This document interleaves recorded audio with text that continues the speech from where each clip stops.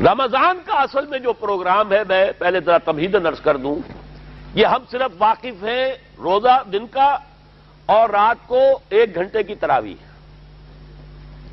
یہ بہت بڑا مغالطہ ہے، بہت بڑا مغالطہ ہے، بہت بڑا مغالطہ ہے. روز اصل میں رمضان کا پروگرام کیا ہے؟ دن بھر کا روزہ اور رات کے اکثر حصے کو قرآن کے ساتھ لے کر جاگنا. لیکن حکمت خداوندی نے پہلے حصے کو تو فرض کیا ہے، دوسرے کو فرض نہیں کیا، اس کو ترغیب اور تشویق پر چھوڑ دیا ہے. لیکن اس کی جو اہمیت ہے میں چاہتا ہوں کہ پہلے اچھی طرح اس کو سمجھ لیں آپ. دیکھیے پہلی حدیث اس میں ہے ان سلمان الفارسی رضی اللہ تعالی عنہ قال خطبنا رسول اللہ صلی اللہ علیہ وسلم فی آخر یوم من شعبان. حضرت سلمان فارسی سے مروی ہے، انہوں نے فرمایا کہ خطبہ ارشاد فرمایا ہمیں اللہ کے رسول نے صلی اللہ علیہ وسلم شعبان کے آخری دن. فقال، آپ نے ارشاد فرمایا، یہ خطبہ طویل ہے، میں نے صرف شروع کے چند جملے یہاں نقل کیے. یا ایھا الناس قد اظلکم شہر عظیم، اے لوگوں تم پر ایک بہت عظمتوں والا مہینہ سایہ فگن ہو گیا ہے. دیکھیے سایہ فگن سے وہ انگریزی کا محاورہ آپ کے ذہن میں آنا چاہیے، coming events cast their shadows before. ابھی رمضان شروع نہیں ہوا ہے، شعبان کا آخری دن ہے، تو وہ کمنگ ایونٹ جو ہے رمضان مبارک اس کا سایہ آ گیا ہے تم پر. اس لیے حضور نے وہ لفظ استعمال کیا قد اظلکم، ظلال کہتے سائے کو. قد اظلکم شہر عظیم، بڑی عظمت والا مہینہ ہے. شہر مبارک، بہت برکت والا مہینہ ہے. شہر فیہ لیلۃ خیر من الف شہر، اس میں ایک رات وہ بھی ہے، وہ مہینہ جس میں ایک رات وہ بھی ہے جو 1000 مہینوں سے افضل ہے.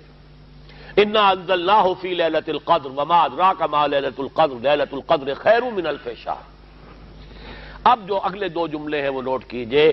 جعل اللہ صیامہ فریضۃ وقیام لیلہ تطوعا، اللہ نے ٹھہرایا ہے، قرار دیا ہے اس کا روزہ رکھنا تو فرض کے درجے میں، اور اس کی رات کا قیام تطوع کے درجے میں، اپنی مرضی پر، اپنی خواہش پر، نفل کے طور پر یہ تم پر لکھ دیا گیا ہے. لکھا تو گیا ہے، جعلہ تو ہے. مجعول کا جو پہلا مفعول ہے وہ کیا ہے؟ جعلہ کا. مجعول اول کیا ہے؟ دن کا روزہ. اور مجعول ثانی کیا ہے؟ قیام لیلہ، رات کو کھڑا رہنا. اب یہ رات کا کھڑا رہنا اس کی کتنی مقدار ہوگی؟ کہاں سے معلوم کریں گے؟ قرآن سے.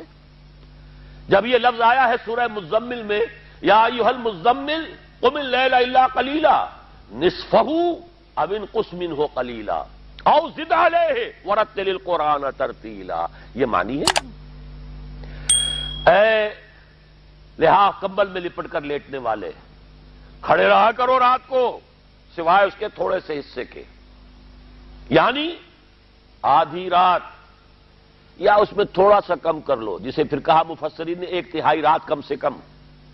اور زد علیہ، یا آدھی پر بھی کچھ زیادہ کرو، یہ 2/3 رات ہو گیا. ورتل القرآن ترتیلا، اور قرآن کو اتارا کرو تھوڑا تھوڑا تھوڑا. یہ ترتیل، تفعیل، تنزیل. جیسے قرآن تھوڑا تھوڑا محمد پر نازل ہوا صلی اللہ علیہ وسلم، ایسے ہی تھوڑا تھوڑا تھوڑا قرآن اپنے اندر اتارو. ہیمر اٹ ڈاؤن، اپنے ذہنوں میں اتارو، اپنے قلب میں اتارو. اس کے لیے رات کو کھڑے رہو. اور قیام اللیل کم سے کم 1/3 شب کے اوپر اطلاق ہوگا، اس سے کم پر تو اطلاق ہے ہی نہیں. اگلی حدیث پڑھیے. اور یہ ہے جو عام طور پر ہر مسجد میں بھی آج کل خوب یہ گونج رہی ہوگی، حدیث بیان ہوتی ہے، اس لیے کہ بخاری اور مسلم دونوں میں موجود ہے، متفق علیہ روایت ہے. اس سے اونچا تو درجہ سند کے اعتبار سے تو حدیث کا کوئی اور درجہ اس سے اونچا ہے نہیں. عن ابی ہریرہ رضی اللہ عنہ قال قال رسول اللہ صلی اللہ علیہ وسلم، حضرت ابو ہریرہ سے روایت ہے، آپ نے فرمایا کہ حضور نے ارشاد فرمایا، من صام رمضان ایمانا واحتسابا غفر له ما تقدم من ذنبه، جس نے روزہ رکھا رمضان مبارک کے دوران اللہ پر یقین رکھتے ہوئے اور اس سے اجر و ثواب کے حاصل ہونے کی امید میں، اس کے تمام پچھلے گناہ معاف ہو جاتے ہیں.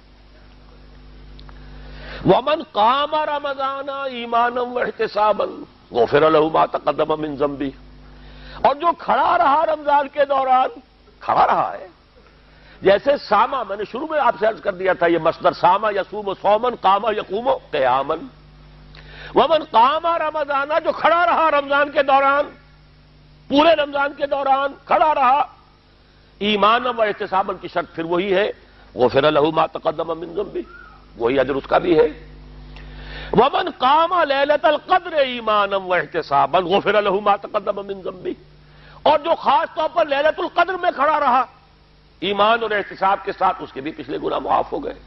اب یہ قامہ اور سامہ جیسے آ رہا ہے ایک دوسرے کے ساتھ پیرلل ہو کر، اس کو نوٹ کر لیجیے، من سامہ رمضانہ من قامہ رمضانہ، کیا یہ 1 گھنٹے کی تراویح جو ہے اس پر پوری اترتی ہے؟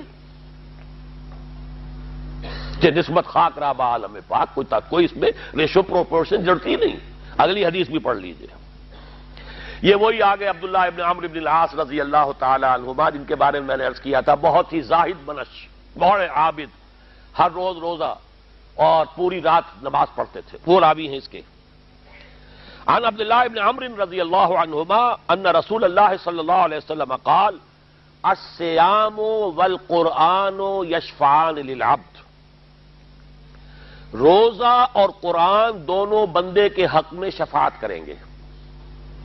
یقول الصیام، روزہ یہ کہے گا، اے رب، اے پروردگار، انی منعتہ الطعام والشہوات بالنہار، میں نے تیرے اس بندے کو روکے رکھا کھانے پینے سے اور شہوت سے دن کے وقت، فشفینی فی، میری وجہ سے روکا رہا، یہ کھانے کو اچھے سے اچھے جو ہے وہ موجود تھے کھانے، اور پینے کے لیے اعلیٰ سے اعلیٰ مشروب تھے، یہ رکا رہا میری وجہ سے کہ روزہ رکھا ہوا تھا، اور جیسا میں نے کہا منکوحہ بیوی موجود تھی لیکن رکا رہا، تھامے رکھا اس نے اپنے آپ کو میری وجہ سے، تو میری شفاعت اس کے حق میں قبول فرما۔ وَيَقُولُ الْقُرْآنُ، اور قرآن یہ کہے گا، مَنَعْتُهُ النَّوْمَ بِاللَّيْلِ، میں نے اسے روکا رکھا رات کو سونے سے، فَشَفِّعْنِي فِيهِ، تو پروردگار میری شفاعت اس کے حق میں قبول فرما، فَيُشَفَّعَانِ، تو ان دونوں کی شفاعت قبول کی جائے گی۔ سوال یہ ہے کہ کیا روزہ 1 گھنٹے کا یا 2 گھنٹے کا ہے؟ تو یہ قیام جو ہے یہ 1 گھنٹے کا کیسے ہو گیا؟ تو میں نے پہلے کوسچن مارک آپ کے ذہن میں کھڑا کر دیا، اب جواب سنیے اس کا۔ جواب یہ ہے کہ اس کو اللہ تعالیٰ کی حکمت یہ تھی کہ اسے فرض نہ کیا جائے، اس کو معلوم ہے، عالمان سیکون منکم مرضی وآخرون یضربون فی الارض یبتغون من فضل اللہ وآخرون، اللہ کے علم میں ہے میرے کچھ بندے ہوں گے بیچارے غریب مزدور، دن بھر مشقت کریں گے، محنت کریں گے، وہ روزہ ہی رکھ لیں، بہت بڑی بات ہے، بہت بڑی بات ہے۔ وہ رات بھر کا قیام کیسے کریں گے؟ 2/3 رات کیسے کھڑے رہیں گے؟ آدھی شب کیسے ممکن ہے؟ لہذا فرض نہیں کیا، حضور نے بھی فرض نہیں کیا، نہ اس کو آپ نے لازم کیا، نہ اس کے لیے وہ زوردار جو لوگوں سے کہا کہ ضرور پڑھو، چھوڑ دیا پڑھو، اور سب لوگ پڑھتے تھے اپنے طور پر۔ اب یہ کہ کوئی آدھی رات کھڑا ہے، کوئی 1/3 رات ہے، کوئی پوری رات ہے، تھے اللہ کے بندے۔ لیکن 3 دن حضور نے یہ باجماعت نماز پڑھا دی، لیکن پڑھائی ہے وہ تہجد کے وقت، یعنی لوگ رات کے وقت جو بھی ہے کھڑے ہیں، جاگ رہے ہیں، قرآن پڑھ رہے ہیں، لیکن یہ کہ خاص تہجد کے وقت آپ اپنے حجرے سے برآمد ہوئے تو لوگ جمع ہو گئے، آپ کے گرد جمع ہو گئے۔ آپ نے 3 دن یہ 8 رکعتیں جو تہجد کی حضور کی ہوتی تھی، وہ آپ نے 8 رکعتیں پڑھائیں باجماعت، لیکن وہ وقت تہجد کا تھا، یہ نوٹ کر لیجیے۔ 4تھے دن بھی صحابہ منتظر رہے کہ اب حضور برآمد ہوں گے، تشریف لائیں گے، نہیں آ رہے حضور، تو کچھ کھنگار بھی رہے ہیں کہ کہیں پتہ نہیں حضور کہیں اونگ نہ آ گئی ہو تو ہماری آوازوں سے جاگ جائیں، پھر بھی نہیں آئے حضور۔ اگلے روز آپ نے فرمایا کہ میں جان بوجھ کر نہیں آیا، میں اگر یہ متواتر تمہیں پڑھاؤں گا تو یہ تم پر فرض ہو جائے گی۔ یہ ہے وہ رافت اور رحمت، بالمومنین رؤوف الرحیم، جو اللہ تعالیٰ کی شان ہے رحمان الرحیم ہونے کی، بالمومنین رؤوف الرحیم، یہ محمد الرسول اللہ بھی ہے، تم پر یہ سختی جو ہے یہ تمہارے لیے قابل برداشت نہیں ہوگی، لہذا میں نے یہ 3 دن صرف پڑھائی ہے، اگر مسلسل پڑھاتا تو فرض ہو جاتی۔ یہاں تک تو ہے حکمت نبوی کا معاملہ، اب آیا حکمت صحابی یا حکمت خلیفہ راشد۔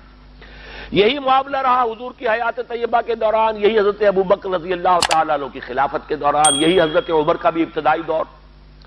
لیکن دور خلافت عمر فاروق کے دوران یہ واقعہ آیا کہ حضرت عمر داخل ہوئے مسجد میں، دیکھا رات کے وقت ابھی کوئی باجماعت تراویح کا کوئی انتظام نہیں تھا.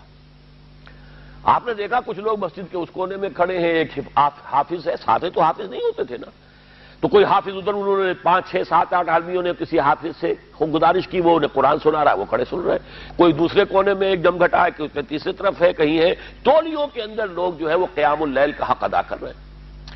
آپ نے فرمایا کیا ہی بہتر ہو کہ یہ سب جمع ہو جائیں ایک امام کے پیچھے, اور پھر یہ کہ اسے عشاء کے ساتھ متصل رکھ دے, تاکہ جس کو کہتے ہیں عربی میں ما لا یترک کلہ لا یترک کلہ, اگر کوئی شے کل کی کل حاصل نہیں ہو سکتی تو کوئی شخص بھی مسلمان بالکل محروم نہ رہ جائے, کم سے کم یہ 20 رکعت تراویح تو پڑھے اور قرآن سن لے, تاکہ کسی نہ کسی درجے میں تو اس کا بھی حصہ ہو جائے اس کی برکات میں سے.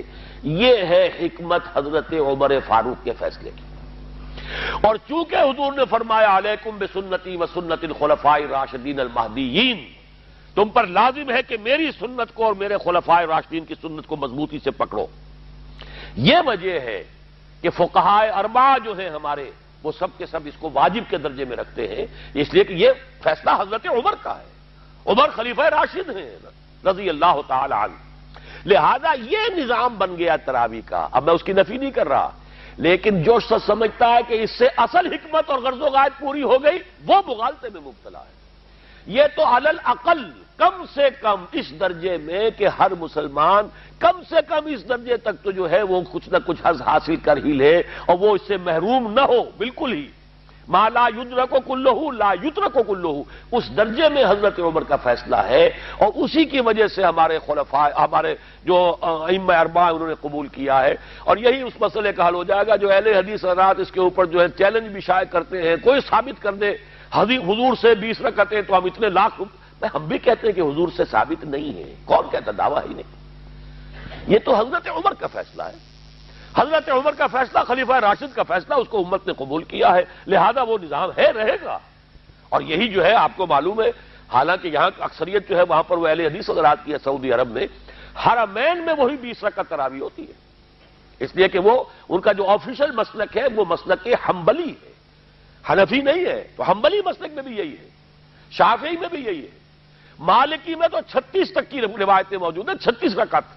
لیکن یہ ہے کہ یہ ہے وہ 20 رکعت تراویح کا معاملہ, اس کی نفی میری بات سے نہ سمجھ لیجئے گا, وہ ٹھیک ہے, حضرت عمر کا فیصلہ ہے.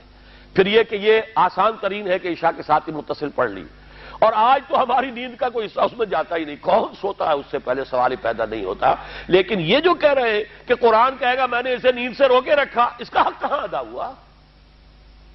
اس کا حق تو ادا ہوگا کہ تہائی ورنہ نصف شب کے لگ بھگ آپ جاگے قرآن کے ساتھ. اب سمجھیے اس کی غرض و غایت کیا ہے. اگر قرآن رمضان کا یہ دوگنا پروگرام سامنے آ گیا, اصلاً جو مطلوب ہے دن بھر کا روزہ اور رات کے اکثر حصے کا کم سے کم نصف شب جو ہے اس میں جاگنا قرآن کے ساتھ,